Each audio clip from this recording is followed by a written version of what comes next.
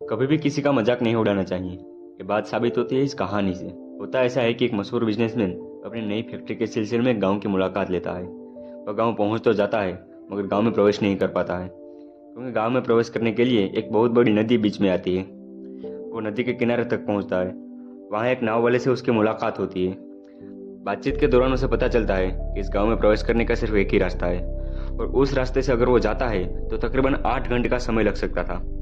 उसके पास अब दो ही ऑप्शंस थे, या तो वो 8 घंटे का सफर करके गाड़ी से जाए, या तो उस आदमी की नाव में बैठकर 20 मिनट में गांव पहुंच जाए। वो एक बिजनेसमैन था, इसलिए समय बचाना और रिस्क लेना उसकी आदत थी। वो समय बचाने के लिए रिस्क लेकर नाव में जाने के लिए तैयार होता है। सफर के दौरान नाव वाला बिजनेसमैन से पूछता है कि आप यहाँ किस काम के लिए आए हो साहब। तब वह बिजनेसमैन अपनी फैक्ट्री की बात उस नाव वाले को बताता है। बिजनेसमैन अपनी फैक्ट्री के बारे में बहुत कुछ बताता है, बहुत कुछ समझाता है, और उस नाव वाले को कुछ भी समझ नहीं आता है। नाव वाला कहता है कुछ समझ नहीं आया साहब, उसमें बनेगा क्या। बिजनेसमैन कहता है बोटल्स बनेगी, बोटल्स पानी पीने की। वो यहाँ नहीं बिकती है, शहरों में बिकती है। कभी देखी नहीं है क्या शहरों में, वो दुकानों में होती है ना। नाव वाला कहता है मुझे कैसे पता होगा साहब, मैं कभी शहर ही नहीं गया। तो बिजनेसमैन उसका मजाक उड़ाते हुए कहता है क्या तुम कभी शहर ही नहीं गए, मतलब कभी इस गांव से बाहर निकले ही नहीं है। वो फिर हंसकर उसका मजाक उड़ाता है तो तुम्हें पढ़ना लिखना भी नहीं आता होगा ना। ऐसा कहकर वो हंसने लगता है। इस वजह से नाव वाले को बुरा जरूर लगता है, मगर वो चुप रहता है। बिजनेसमैन गांव की तरफ इशारा करते हुए कहता है कि ये जो जमीन देख रहे हो ना, इसमें एक बहुत बड़ी फैक्ट्री बनने वाली है। चाहो तो मैं तुम्हें वहाँ काम पर रख सकता हूँ, तुम झाड़ू पोछा कर लेना, यही तुम्हारी औकात है ना। तुम्हारी जिंदगी किसी काम की नहीं है।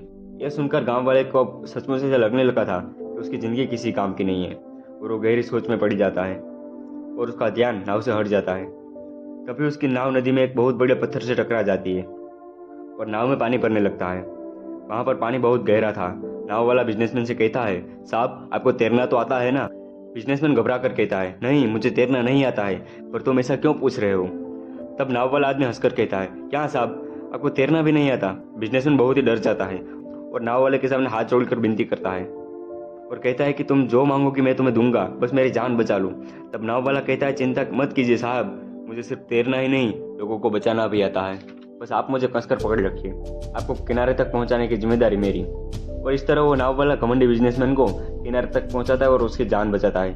इस कहानी में बहुत बड़ी सीख मिलती है हमें कभी भी किसी का मजाक नहीं उड़ाना चाहिए और खुद से कम भी नहीं समझना चाहिए। क्योंकि गंदा पानी पीने में ना सही, पर आग बुझाने में काम जरूर आता है।